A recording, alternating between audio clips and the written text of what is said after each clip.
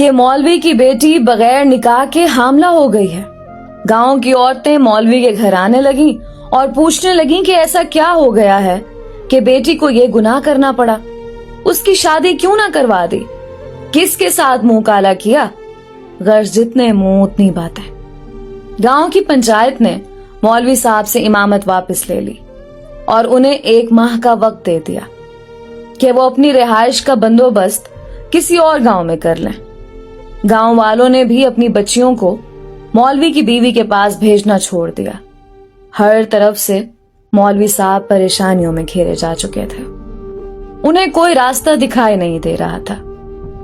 एक दिन वो परेशानी के आलम में बैठे थे कि दरवाजे पर दस्तक हुई। जाकर दरवाजा खोला तो सामने एक खूबरू नौजवान खड़ा था। अंदर आने की इजाजत तलब की तो मौलवी साहब परेशानी के आलम में कुछ सोचने लगे। लड़का समझ गया और अपना तारुफ करवाया कि मैं आपका शागिर्द हूं, बचपन में आपसे कुरान पढ़ा है, फलां शख्स का बेटा हूं और बराबर वाले गांव से आया हूं। मौलवी साहब ने पहचान लिया और उसे अंदर ले आए। उसने अपने आने का मकसद बताते हुए कहा कि उसे मालूम हुआ है कि आपकी बेटी के साथ ये माजरा पेश आया है।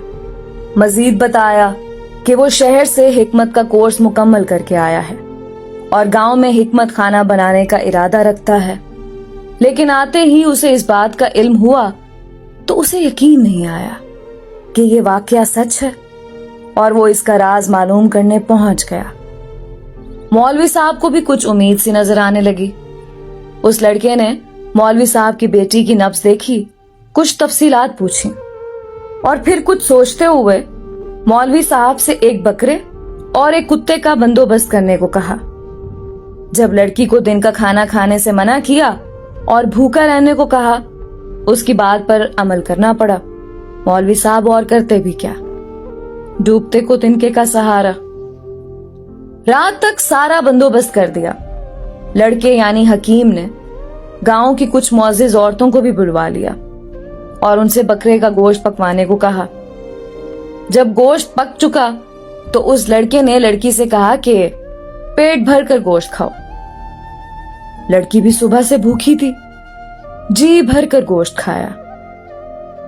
जब लड़की ने गोश्त खा लिया तो उस वक्त तक मोहल्ले के कुछ मजीद लोग भी मौलवी के घर के बाहर जमा होना शुरू हो गए कि यहाँ क्या माजरा चल रहा है।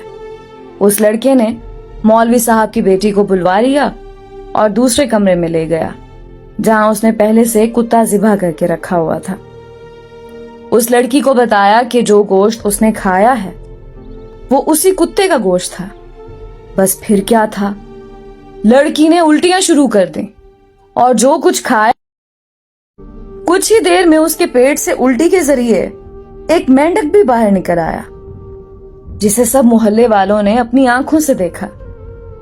जैसे ही मेंढक बाहर निकला, लड़की को कुछ सुकून सा महसूस होने लगा। तो वो लड़का कहने लगा कि इस लड़की ने किसी नदी या दरिया का पानी पिया था।